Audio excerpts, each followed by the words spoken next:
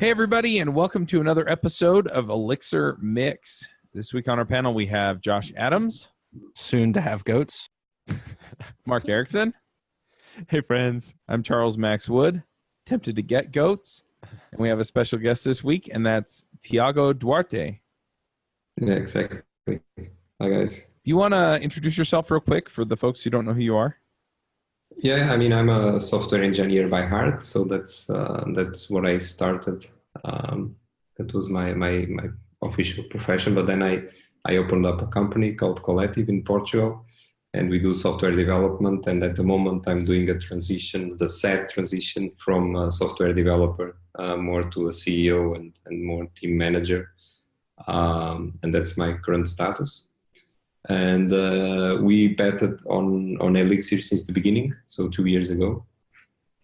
And so we are just exploring Elixir right now and having fun with it.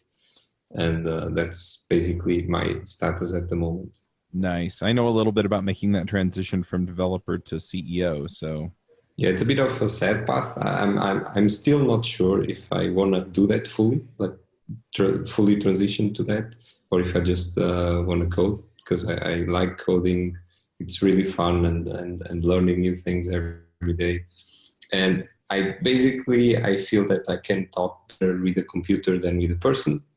I don't know if it's just that I'm in the middle of transition or something like that, but that's my feeling at the moment. Gotcha. Well, we brought you on today to talk a bit about adopting Elixir. And you actually recommended a book, Adopting Elixir. Is this something that you wrote? No, this is a book actually from... this is the Ben Marks and Bruce Tate book. Yeah, exactly. It's quite new, but I bought it as soon as it got out. And it's really nice for someone to have an overview about everything, how to sell Elixir, what is it good at, the problems you might have. There is like stories about companies who adopted the problems they had also. And I thought it was a great book to share. This episode is sponsored by Sentry.io. Recently, I came across a great tool for tracking and monitoring problems in my apps. Then I asked them if they wanted to sponsor the show and allow me to share my experience with you. Sentry provides a terrific interface for keeping track of what's going on with my app. It also tracks releases so I can tell if what I deployed makes things better or worse. They give full stack traces and as much information as possible about the situation when the error occurred to help you track down the errors. Plus, one thing I love, you can customize the context provided by Sentry. So, if you're looking for specific information about the request, you can provide it. It automatically scrubs passwords and secure information, and you can customize the scrubbing as well. Finally, it has a user feedback system built in that you can use to get information from your users. Oh, and I also love that they support open source to the point where they actually open sourced Sentry if you want to self-host it. Use the code devchat at Sentry.io to get 2 months free on Sentry's small plan. That's code devchat at Sentry.io. So can you tell us a little bit about your company, Collective, and what it is that you, what kind of problems that you're solving, just so people can have a little frame of mind of kind of where you're applying Elixir? Yeah, sure. I mean, we are quite new, newer than Elixir. So officially we are 2 years old, something like that. But it all started when I was in Switzerland working as a freelancer.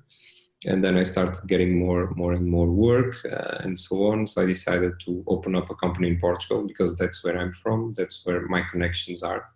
And I think nowadays in software development, the hardest part is to get good people. And because I still had lots of friends, lots of connection, the faculty, I thought it was a good place to be in. And I opened up here. And then I moved from Switzerland here and I still kept the customers from there. And in the beginning, I mean, it was an open plate, right? An empty plate. I had nothing in there. So we could make the decisions we wanted. We could risk it all. We had no technical, it's not technical debt, but we had no technical history. I mean, everything, our GitHub was empty basically. So, and by the same time, I found out Elixir, a friend of mine talked with me about that. I tried a few talks, I read it, and I really got hooked into it. I was doing POC after another. Everything was so nice and easy. Like the developer happiness they praise was really there. And then my first hire was David, which was also in the show. was a backend developer in Java, and he worked on how do you say, on betting website. They had a huge load, so he was used to get this huge loads of users. It could not fail. I mean, when you put up a bet, it has to be there. Your money can't just disappear, so it has to be resilient. So I said, okay, he's the right guy to test this thing because he knows how the production system should handle. And he loved it. I mean, since he started with us, he basically abandoned Java and PHP and whatever, and he's really, really happy with it. And that's how it all came together. But funny enough, was in 2013, a friend of mine, I was interviewing him for the company I was, and he told me about Erlang. And it was really funny. I mean, the interview took us, I don't know, 2 or 3 hours, and half of it, we were speaking about Erlang. He was really happy. He was really trying to show me the supervision trees, OTP, and all these concepts. And I was like, okay, I don't know. Maybe it's just a new language, something like that. I don't get him. I was not getting him. What was like this functional programming, immutability? I just ignored. After a while, he just spoke and I ignored him. And a few years later, we are betting on Elixir. And when I started reading OTP and all these things, that story came to my mind. I mean, the guy was telling me all that a few years ago, and I just didn't pay attention. Even showed me the website, the Learn You Some Erlang. It was every week now and then. It was like, okay, you have to go there, try it. And I never did. And it's like, that's one of the things I mostly regret in my programming life, is not giving it a shot. Otherwise, I could have started with like Elixir and Erlang way earlier than I am right now. And that's the story why we decided to do that at Collective. And in Collective, we focus mostly in software development, but we pair up with a design company and with a security company called Adamant, and the design company is Significa. We are under the same roof. So basically, we are these 3 companies together. We can do any digital product. So we have design, software development, security.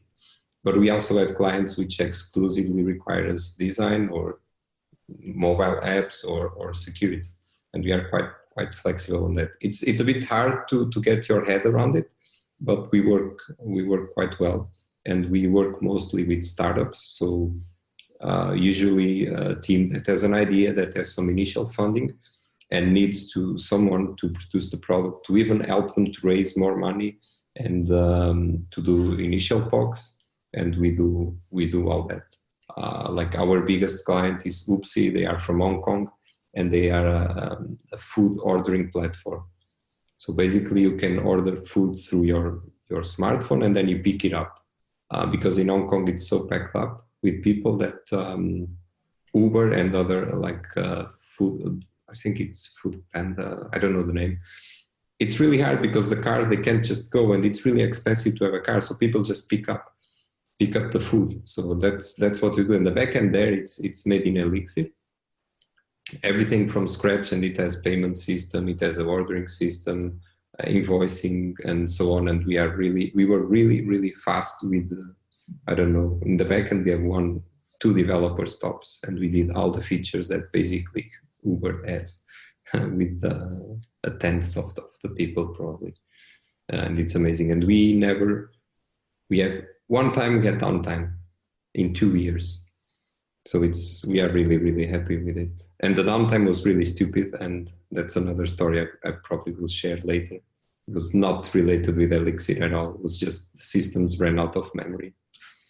And that's the next. I don't know if you wanna talk already about that, but that's a funny thing. Well, there was a lot in there. I'd love to, like, we can tease out a few different topics in there. Sorry, it took me so long. I get really deep when I talk about this, like the whole story. That's cool. When you're talking about like your first introduction to Erlang, and you're like, I just don't get it. And I thought of Josh and how he had a similar, like you've expressed that idea as well, Josh. Along with regrets 10 years later or so when I actually came to Elixir. Yeah. But it is interesting. Like we've talked about this before. It is interesting that the syntax really is important. If nothing else, it's for that first initial impression. Just like, how does this feel to me as a language? And I think Elixir's really nailed that. And that is one of the, I don't know, you could say it's a criticism of Erlang, just that the way it is expressed is very foreign. I view it as a criticism of us as humans, because definitely I now fall into the camp of, when I see an Erlang related Hacker News post, I scroll to see how long it takes to get to the first one that says, oh, but the syntax. Yeah, but I mean, it's interesting because in the faculty, my first programming or the programming language I learned in the faculty was Scheme. It's from MIT and it's purely functional. And I had it in the first year, like for a semester for 6 months. And then the faculty just abandoned altogether functional programming. We moved immediately to Java, to C a little bit, to C++, and then we moved to object-oriented programming. And we didn't talk anymore about functional programming. We did Prolog, again, 6 months. And then they abandoned. And nowadays, I don't get why. Why do they focus so much in OOP? And I mean, we had 10 semesters. And in 10 semesters, they only get like 2 languages which are functional. I honestly don't get it. I strongly believe that it's because educational institutions have become means to push out factory workers to sit in chairs. Yeah, probably, yes. Probably, I mean, Java Enterprise, that's the most used language. I mean, that's kind of why Java was made. Yeah. And that I don't get. And also it didn't help, of course, that even Scheme and Prolog, that it was really weird, the language, the whole, even to read the code was weird. And Erlang had the same. Nowadays I look a little bit into Erlang and it's a bit hard. And Elixir got everything, like the beauty of the language. It's really well written. You can read it, understand it quite quickly, and still have the concepts of functional programming, immutability, and so on, pattern matching. Prolog had it, but it was a nightmare. It was a headache to work with that. We've had some discussions at work recently about, we're all like, so most of the companies using Java, and then our smaller team is using Elixir, and we have some legacy Ruby stuff as well. But what think I'm getting up all ready for a rant or something? No, it's just funny because it feels like, within different communities, it's like, yeah, well, most of the company uses this language or this feature, this, and we're, our team's different in some way. And anyway, I just think it's funny. You're kind of the weirdos in the company.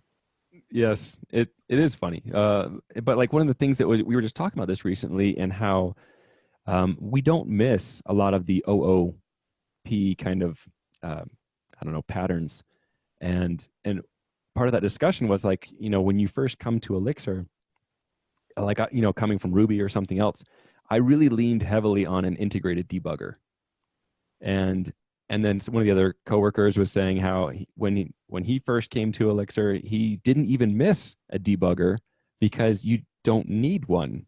Like, just doing some like inspects and things like let you know what's going on. And really it's like, it's true, because when you're dealing with OOP, you're dealing with like, I'm passing this object and it's being touched by all these different methods and functions that are being called, and it's being modified and mutated.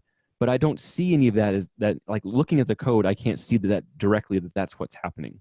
So I need an integrated debugger to just show me what's happening, to make it apparent and kind of expose the actual behavior of the program. And like when you're dealing with a nicely designed functional programming approach, like you just don't have that need as much. There is like debugging tools for Elixir and stuff, but I really don't use them. I guess my question there, because I'm still picking up Elixir. I still mostly live in Ruby world. My question there is that because of functional language, or is it more because of the purely mathematical aspects of functional language that force you to do things like immutability?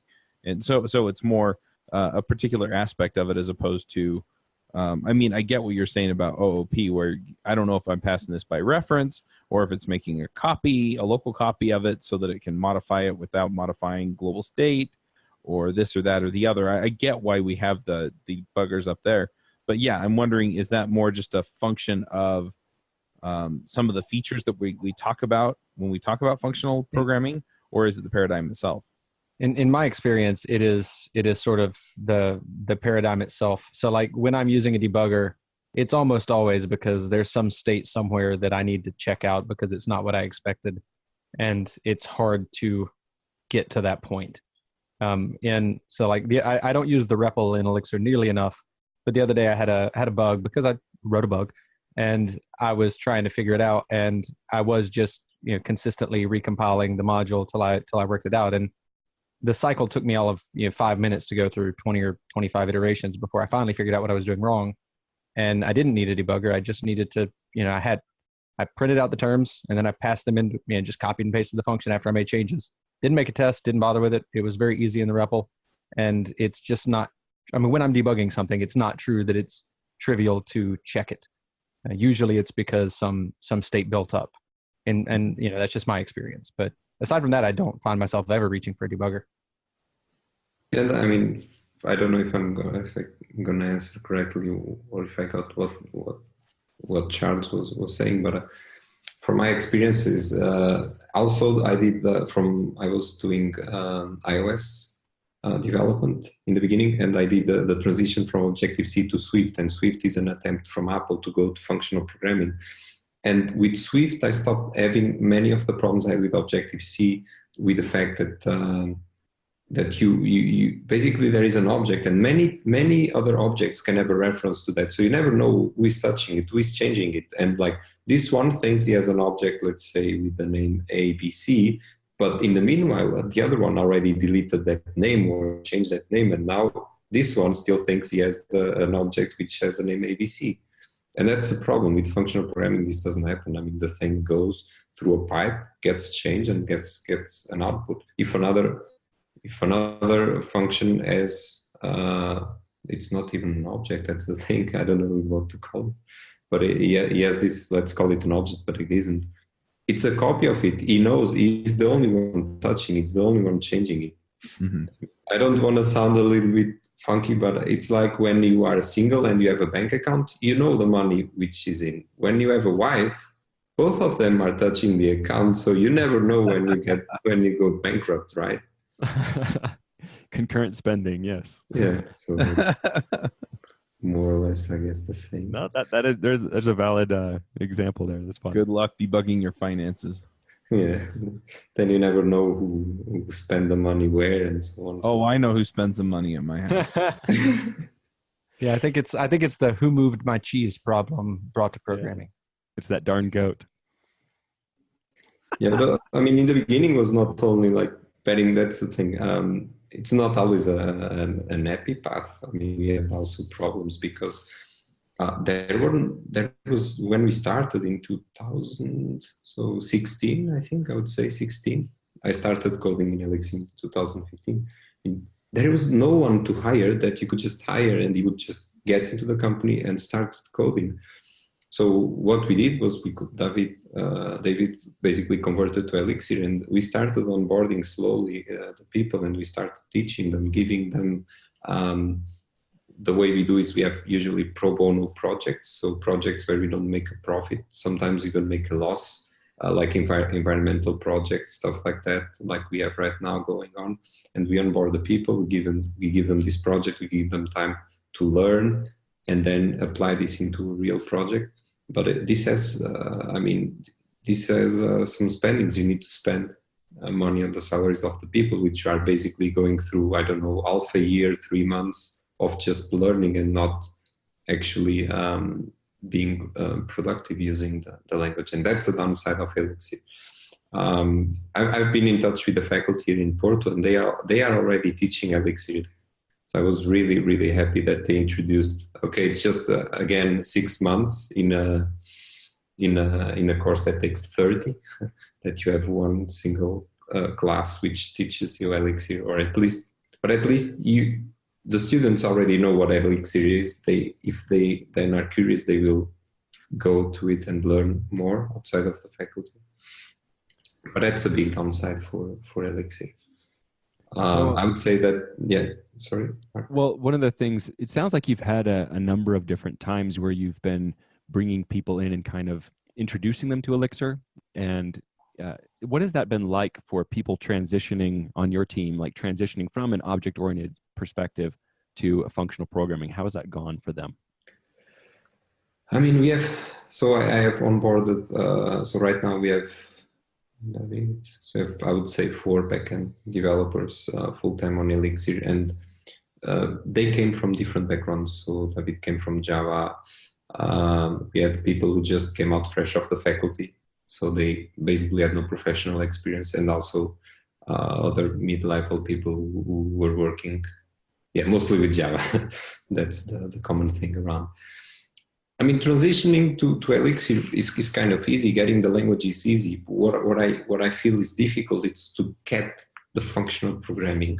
Like after 2 or 3 months of using Elixir, some of them I still feel that they think about objects and they think about references. It's a bit hard when you spend 3, 4, 5 years working in OOP and then do this switch to functional programming. It's the concepts themselves. I'm not to blame Elixir or any functional, like JavaScript, for example. JavaScript can be both object-oriented because it has the prototypal inheritance and so on and objects. But if you use it the right way, it can also be functional. There is even the immutable framework that you put in that just doesn't allow you to use references.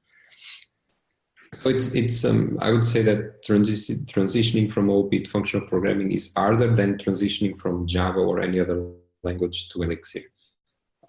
It takes months and months of just coding and trying different things and getting your head around it. But what I also feel is that as soon as you go to functional programming, they don't want to go back to the old. I'm not saying the old way because there is no silver bullet for everything, and functional programming surely doesn't fix all the problems and creates new problems. And OOP is still probably a good match for different problems. But they are really, really happy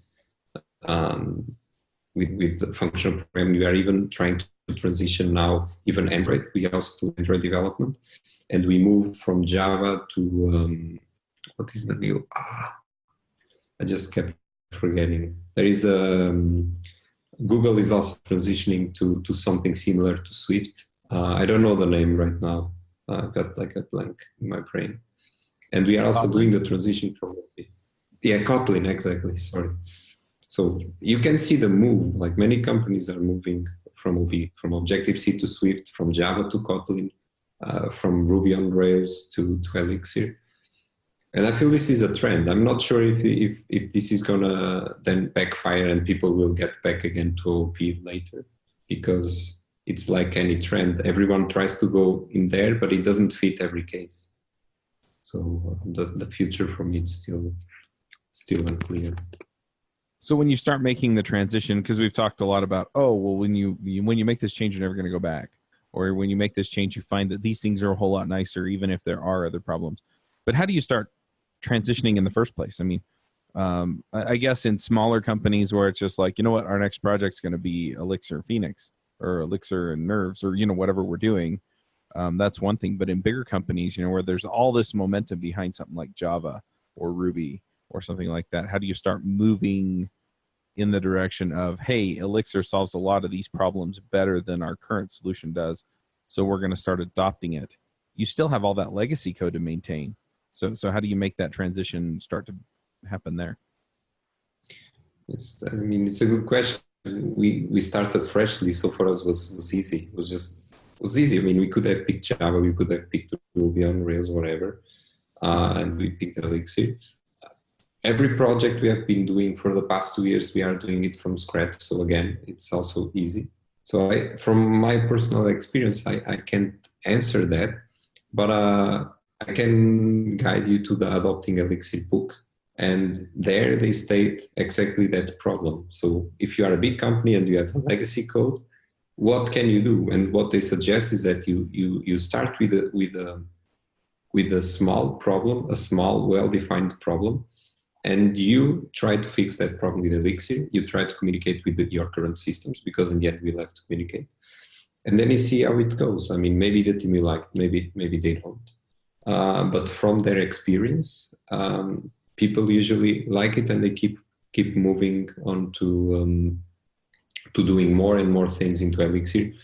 But they also recognize that it's, for many companies, it's impossible to just move everything. It's like COBOL, or it's like, I don't know, whatever. I mean, it's really hard to migrate everything. We even have Objective-C code still. I mean, Objective-C, Swift showed up 4 or 5 years ago, and we still have Objective-C, and that's how it is. That's legacy.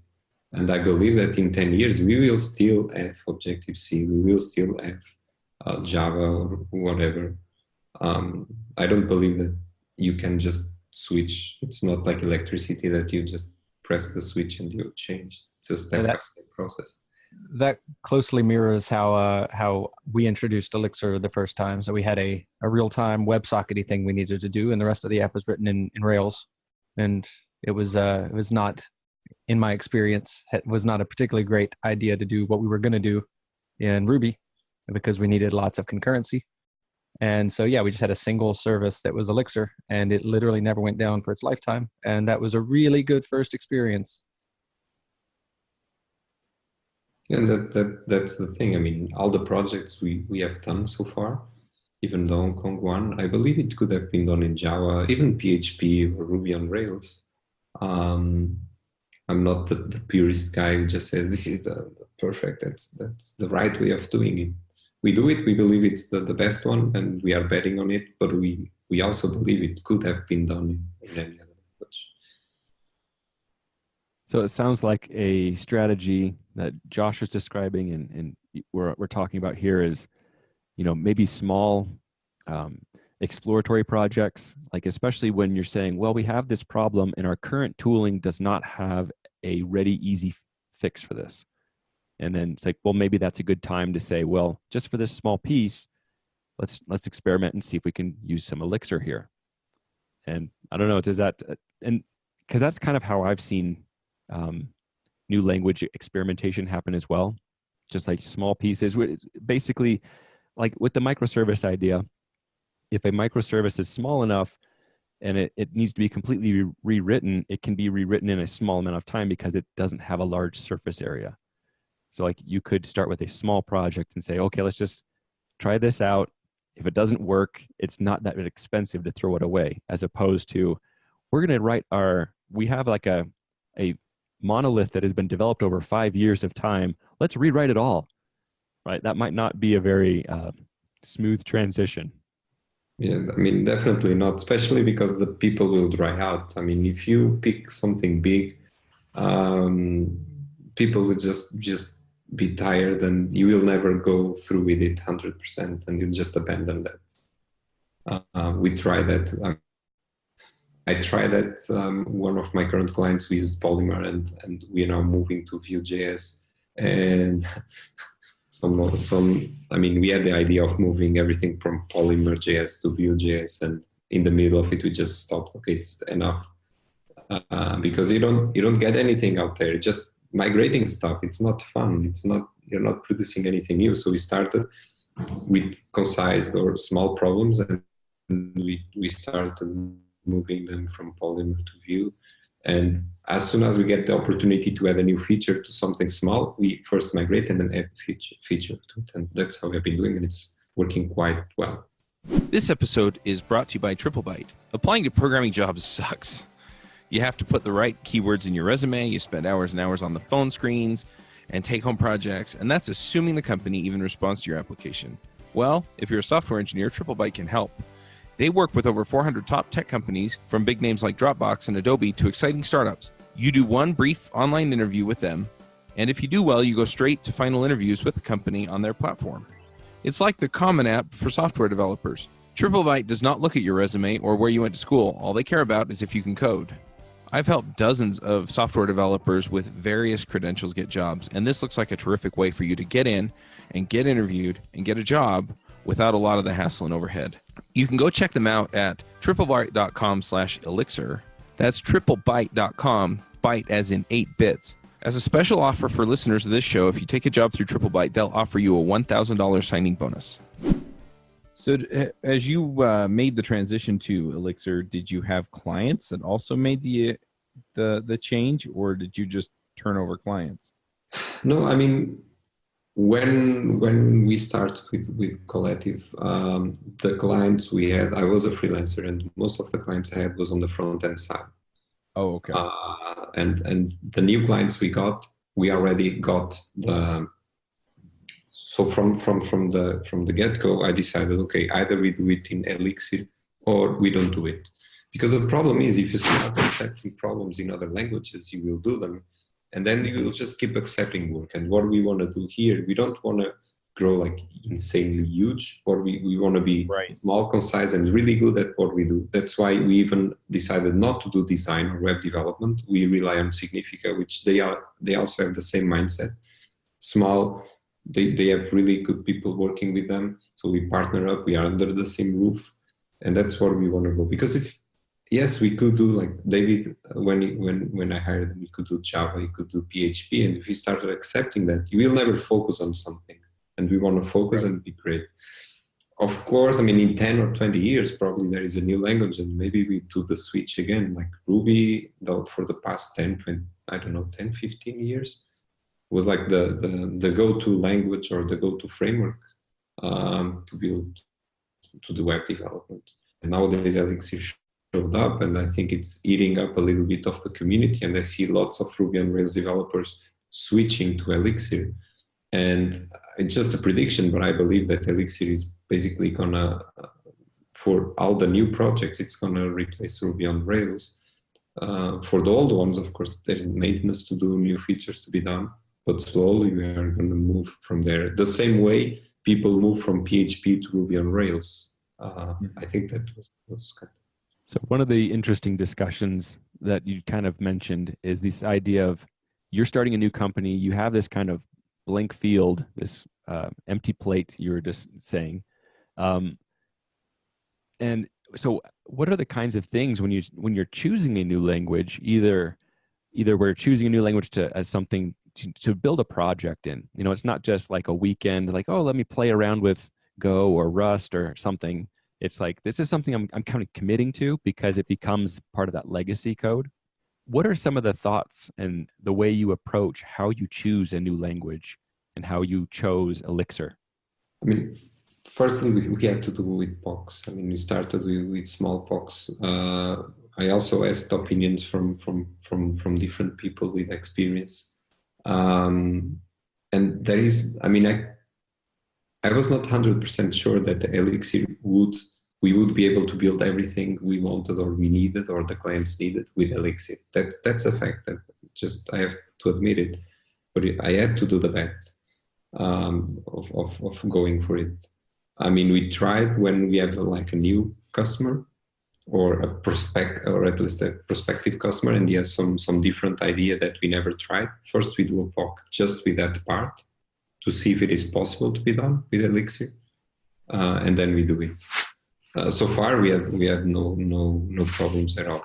If you see, we are moving from IPv4 to IPv6, right? There are many way more devices connected with the internet. And a household, I don't know, 10 years ago had one computer connected to your router, maybe two, a cell phone. Nowadays, a family of 4. I mean, the kids, they have cell phones. The parents, they have cell phones. The kids have tablets or computers. The parents, same thing.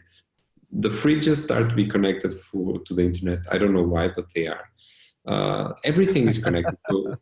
So a household nowadays has probably, I don't know, 10 at least, and I'm being really conservative here. In the next 10 years, you will have 20 or 30. So the systems nowadays, they have to be, especially with IoT, they have to be constantly connected with the devices.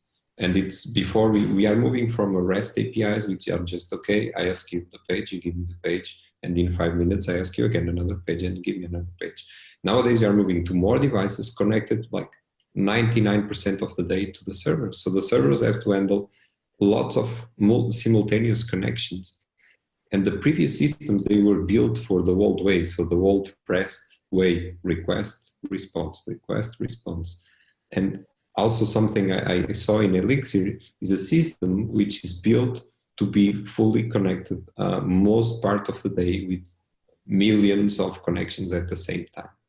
And even this affects everything, even design. That's what I've been talking with the designers here, is before they were building the pages, like, okay, you have a page, you press the save button, you go to another page, and stuff like that. So always, but they now have to think that a page is just a mutation. You just start mutating stuff as you go. You click here, it changes there, and you never leave the page. You have this constant connection with the backend. The flow of information is constant. That's why we are moving from IPv4 to IPv6, from HTTP1 with a single connection to HTTP2, which basically keeps the connection alive, and you have a bidirectional communication. Not only the page tells the server what to do, the server is now telling the page also what to do. And I saw that in Elixir a few years ago. I was really amazed by the forward thinking. And if you think about Erlang 20 years ago, I think they were far ahead of their time. That is an interesting observation, just that there's, the change from the request response cycle to moving, like with the IoT, that's more of a streaming information.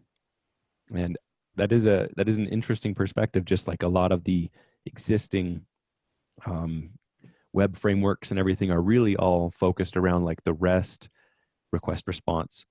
And, Phoenix still supports that. But, you do have WebSockets and, like with Live View, we're talking about the gen servers on the back end pushing state changes to the front end client. So yeah, that is a really interesting perspective. And I do think Elixir is really well positioned to solve some of those problems. Yeah, that was my idea too. Of course, it's only predictions. You never know where it's going to end up. And more, what I notice is we are even trying to push the designers and web developers to think this way.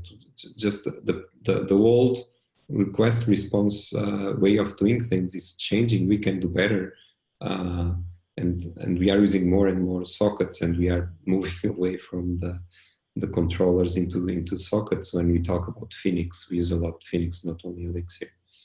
So I guess I'm not sure where we are going to be, but we are pushing more and more, and I hope that we build some project where we only use sockets. It's hard and it's a big aim, but we'll see what we can do in there. So I was hoping maybe you could tell us that story you kind of alluded to earlier, which was you've deployed this new Elixir system, and then you're having like system crashing, and you're like, oh crap, this tool cannot do what we wanted it to do. I think why don't you go ahead and tell us that kind of story and that experience, and I think it's fun. Yeah, that was also, was the first time I was doubting about the properties that Elixir came with, like this resilient system, this not crash safe because of it crashes, but in the supervisor just put up the processes up again. So we had this project. The project consists of, I cannot reveal much of the details because of the NDA, but basically we grab data from multiple sources. So you have a project and we grab data from, let's say, Facebook and from other pages. We aggregate this data and then we do analytics over this data when we grab it all together. And every X hours, we do this scraping. So we have, let's say, big amounts of data, because if every 2 hours we get out all this data from the different sources, then the client basically can go to the dashboard, and we have to load all this data and do the calculations with it and output it. And after, I would say, 2 or 3 months of the system being live, it went down, just crashed. And we didn't know, because we use apps for the crash reporting and not bug reporting, but crash reporting. But AppSignal had nothing. We went to the crash logs; they have barely nothing, and we started to blame Elixir. So why is this thing going down? It should heal itself. It should put himself up. So if a gen server goes down, it should go up. And we spent quite a few hours, because in the community, not many people had the problem of a system going down. So no one really looked into this kind of problems. There was not much information about debugging because it barely fails. And this was a big problem. And then we realized that was not Elixir failing. We are using AWS, and we were using an AWS machine configured, I think, with only 1 gigabyte of RAM. And we were exceeding that gigabyte of RAM. So AWS was just shutting down the service without giving us any notice. And the system, then the AWS machine would reboot, but would not reboot the Phoenix app. And we found this out the hard way. I mean, we had, 1 hour downtime for the first time.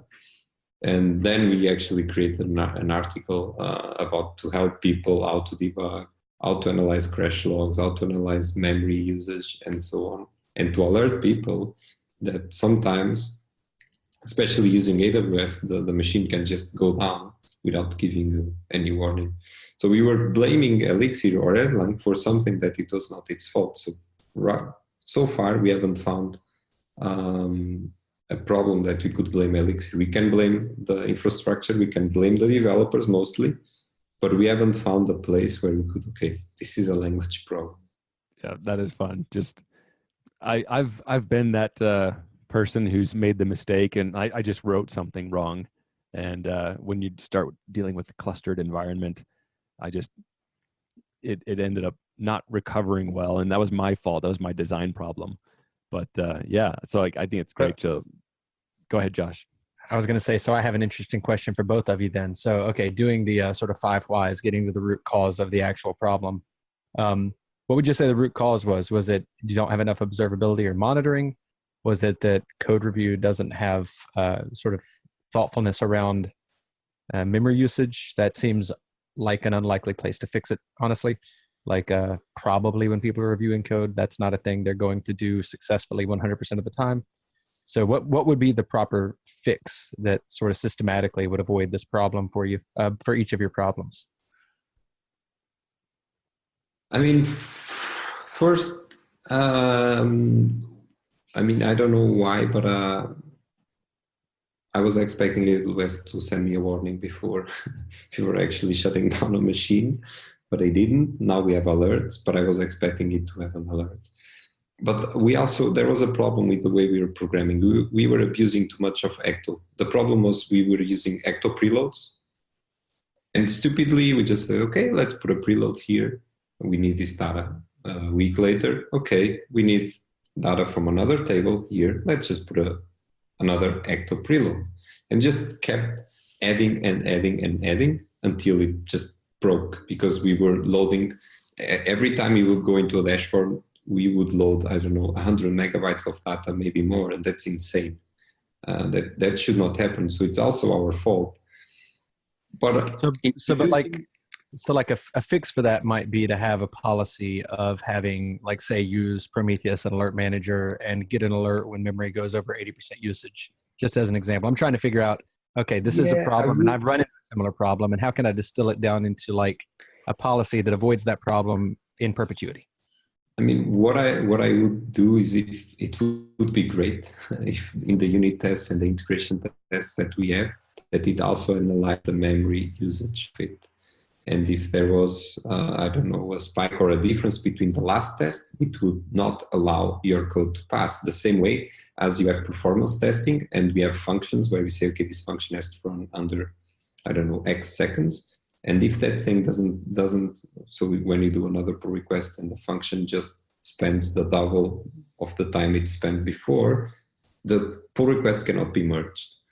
And maybe there would be a way of doing that with memory usage. And maybe there would be a way of a pull request not be allowed to be merged if you are spending more memory than the previous pull request, or if the memory usage just goes over X megabytes. Maybe just a wild idea that I had right now. But of course, that would require the Elixir team to jump in. In practical terms, we just added in AWS alerts if the memory goes over, I think, is 75% of the capacity of the machine. And also we allowed auto scaling, which we forgot. I mean, we were not allowing the machine to just move to the next tier so that it would release a little bit more memory. So it was a noob mistake that we made at the time, and we will never make it again for sure. Yeah, so I think it would be awesome. This probably exists somewhere, but to have sort of a list of kind of table stakes monitoring / observability alerts about a system, because it strikes me as like you're not going to solve that problem with unit tests or with CI probably. Like, yes, technically you could, but I've worked in a lot of teams and it's just not like everybody's got to finish another feature or else the product manager is going to yell at them. So it seems unlikely that they're actually going to spend time on like, well, this feature that's never caused us a problem, maybe spend another 3 hours on the story to make sure that it doesn't cause us a RAM problem in the future. That's probably not actually going to happen in a team.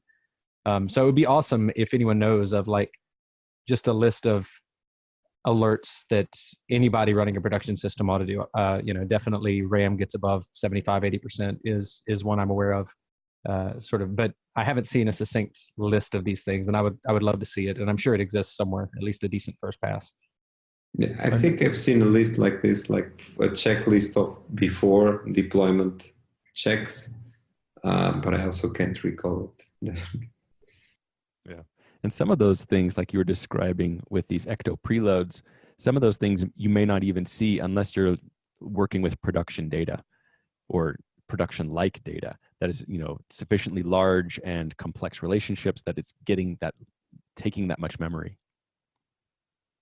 So yeah, I think monitoring is probably one of the first places to go. And so Josh, you'd asked about my experience too. So what ours was with the project I was working on, we had a cluster, an Elixir cluster, and I was doing a gen server, and it was supposed to be, and it was a globally unique name, and that worked great in my local testing of my cluster on like clustering on my machine. And the problem is it ended up being like when you like deploy and you take down one server and then bring up another and then take down one of the other servers and bring it up, it was taking down the gen server, and which was globally unique, and it was correctly moving over to the next one. But when the last one went down, it didn't have, like, globally unique does not have a way of saying, oh, well, if one isn't there, I'm going to create one now. And so it was this situation where just that within the way it was being deployed, it had this problem, and I could not figure out what was going on. So what I ended up doing is I knew it had something to do with, just based on some of the error messages, that a supervisor was killing something. And so I ended up turning on SASL logging for Elixir and Logger, and I'll just drop a note to that. It's Erlang, and then you can have Elixir convert these SASL error messages into a more Elixir-friendly way. But that ended up basically, once I saw that, I knew exactly what was happening. It was just exposing the logging of the gen server saying, I received this message and I'm shutting down. And I just like, okay, I know exactly what's going on. I can fix this. But it was just basically getting that insight. And so SASL logging was the way I was able to get that with Elixir. Yeah, +1 for SASL. It's super helpful. By the way, what do you guys use for logging and for bug?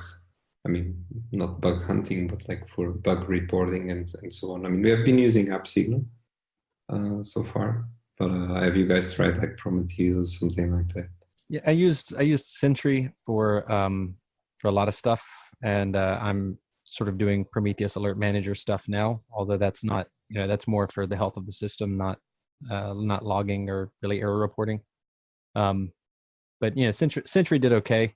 I still haven't found anything where I'm like definitely going to suggest this to other people in lieu of other things. So the previous job, it was one of the ops manager guy kind of set up a Splunk server, which is as Josh has pointed out, is not cheap. But that was what we were using for logging, display, and searching. And I'm currently working on a Kubernetes DevOps whole setup for our products that we're working on now. And with that, I'm experimenting with the Elasticsearch and Kibana and all of that. So we'll see how that goes. I can't say that, yes, that is the blessed path. I don't have enough real world experience with it to say for sure. So there's for logging, I found LogDNA to be a particularly nice thing as far as hosted tools go. And then there's a new Prometheus or Grafana alike called Loki that aims to be sort of a cloud native logging thing. And I'm playing with it right now, but haven't yet. I can't give any recommendations. I'm just kind of intrigued. Yes, I've been looking at the Prometheus Loki as well. I will say Splunk, though expensive, was it was super valuable just in terms of this. I mean, it just stored everything and was really good at searching everything. So it was very useful for sort of debugging things. But I kind of found that I relied on it more than because I could use it after the fact to solve problems or to figure out what happened. After I kind of didn't have it anymore because I wasn't going to pay for it on the next project, I kind of just doing some somewhat smart logging found that actually I could solve those problems a lot cheaper by spending even a little bit of time thinking ahead of time. But it is nice not to have to think. All right. Well, anything else we should jump on before we hit picks? All right. I will take silence as no. There's nothing else we need to talk about. Josh, do you want to start us off with our picks then? I really, really do. So there's this thing, Dotsies. It's at dotsies.org, and it's a way of writing sort of the alphabet in just dots, so with 5 dots instead of letters, and it's super duper neat. And the site itself is particularly cool. I mean, this is not a highly valuable thing for you to do, but it's really fun if you like sort of mind bending, because the site works its way through teaching you to read English in not letters, but these sort of 5 dots. And it's really, really intriguing to me the way they go through teaching you, because you gradually are reading less English and more dots till at the end, hey, you understand this script. Anyway, it's really, really cool. If you want your brain to kind of expand a little bit, I think you can do it in about 20 minutes, and it's neat. It's very terse. Super duper terse. Awesome. Mark, what are your picks? So this is a fun quote, like kind of our discussion about object-oriented programming and everything. This is a quote that a coworker at work shared, and I just pulled it up again. It is a quote from the Gang of Four. It's the design patterns kind of book. It's the canonical book for design patterns. And the quote says, "Because inheritance exposes a subclass to details of its parent's implementation, it's often said that inheritance breaks encapsulation." And I just think that's so funny. Just like, the whole idea of like objects is supposed to encapsulate. It's all about encapsulation. And it's like just the fact that you have inheritance means you're breaking encapsulation. So anyway, it's just a fun quote. Nice. I'm going to jump in here with kind of a longish pick. And essentially what it is I've been working on kind of a side project for devchat.tv, and I think I'm ready to come to light with it. But I need a little bit of help. So what I'm offering is I'm offering people essentially coaching in exchange for help. And so if you go to github.com, I'll put a link in the show notes, but it's github.com/cmaxw/devchat-11d.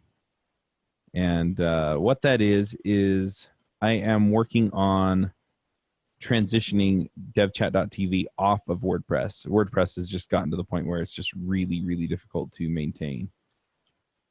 And anyway, what I'm offering people is if you will go in and you have to listen to the podcast audio, and then you will tag 5 episodes for me in a pull request. So, just whatever topics are relevant for it. I'm also looking for tags around things like testing, new programmers, if it's an episode that's really, really good for new programmers, like Elixir basics or Ruby basics or JavaScript basics or, whatever. I'm looking for stuff like that too. Careers is another one, that probably don't fall directly under, say, Elixir. And so if you're working on tagging those, if you send me a pull request with 5 episodes tagged, I would claim them in an issue on the GitHub repo. And the reason for that is just that then if I get 2 pull requests for the same episode, I can make a call and say, hey, they claimed it first. So, then people can kind of stake their claim on their area. Anyway, for every 5 episodes you do this for, I'll do an hour of coaching with you. So I get people asking me career questions or Ruby questions or JavaScript questions or questions about different frameworks or things like that. And so if you think I can help you out, I will talk to you for an hour. But anyway, this is a way to do that without having to pay my exorbitant fees for coaching. So anyway, this will really help me kind of get the rest of the site together. And I do appreciate the help. So yeah, we'll put a link to that in the show notes. And like I said, I appreciate the help. I may do the same kind of thing for show notes because some of the episodes do not have show notes on them. And so I may need to go back and have people fill those in too. So yeah, anyway, let's start out with the tagging though, because the tagging helps me organize things so people can easily find episodes that are applicable to what they're doing. So anyway, that's my pick. I'm not going to take too much more time talking about other stuff. Tiago, what are your picks? I mean, can I pick a book or should I pick something specific? So I like the last book I read, it doesn't have to be Crazy at Work from Basecamp. I'm a big fan of them. And I think everyone should read it, especially if you're working in technology, because from my experience, people in technology tend to work many, many hours during the night. I mean, having not a healthy lifestyle and so on. And this book really, it's really interesting. You can have small chapters, and all of them are relevant. Some of them I don't agree 100% with all of them, but most of them I do. And it's a great book again from Basecamp. It's the guys who wrote like Remote and so on. And I think this is the best book so far from them. It's fast, it's easy to read, and you can read small stories one every day. And for us, it's really, or even for me, it's something I really try to follow many of their advices. And they have been around, 20 years. They belong to the core team of Ruby on Rails. So I have a big respect for them and for the knowledge they share. Cool. If people want to find you online, where do they go? I mean, I'm on LinkedIn, on Twitter with TMP Duarte. Funny enough, TMP is not temporary. It's just my name. But when I created the handles for Gmail, I was not in the tech faculty or in the engineering faculty. So I thought it was okay. T from Tiago, M from Miguel, P from Pereira, and then Duarte. And I thought it was funny. And when I got into the IT faculty, engineering faculty, people started mocking me because TMP is usually for temporary stuff. And but I think it's funny. I kept it and I use it on Twitter, on GitHub, on LinkedIn. I will share with you guys the links if you want. And that's where I mostly end. I abandoned Facebook altogether since they changed their algorithm for showing what they think you want to see instead of showing by timeline. And since then, I abandoned Facebook, so I'm not there. All right. Well, thank you for coming. Thank you very much for having me here, and hope to talk with you guys again or any of our Elixir developers probably. Yep, we appreciate you coming. All right, folks, we'll wrap it up and we'll catch y'all next week. Bandwidth for this segment is provided by CacheFly, the world's fastest CDN. Deliver your content fast with CacheFly. Visit CACHEFLY.com to learn more.